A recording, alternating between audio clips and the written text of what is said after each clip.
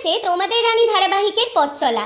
যদিও শোনা গিয়েছিল এরপরেই খুব শীঘ্রই আবার ছোট পর্দায় ফিরবেন এই ধারাবাহিকের হিরো এবং হিরোইন, অর্থাৎ অর্কপ্রভু এবং অভিকা। স্টার জলসায় আসছে নতুন দুই ধারাবাহিক, তার মধ্যে একটি রাঙামতি তীরন্দাজ।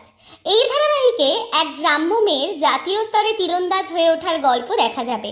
আর এই ধারাবাহিকের জন্য লুক টেস্টও হয়ে গিয়েছিল অভিকার।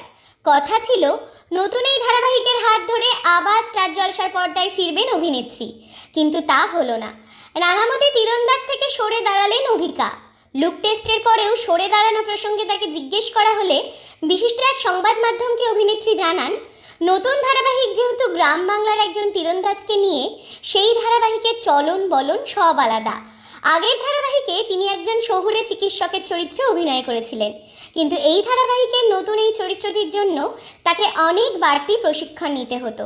সেই জন্যই পিছিয়ে গিয়েছে সে। নিজেকে বেশ কিছুটা সময় দিতে চান অভিকা। এছাড়াও তিনি পড়াশোনা করছেন, সেটাও শেষ করতে চান মন দিয়ে। তবে অভিকা আপাতত নতুন ধারাবাহিক নিয়ে না ফিরলেও অর্কপ্রভু কিন্তু স্টার জলসার পর্দাতে আসতে চলেছে খুব শীঘ্রই। 2 শালিক ধারাবাহিকে দেখা যাবে তাকে।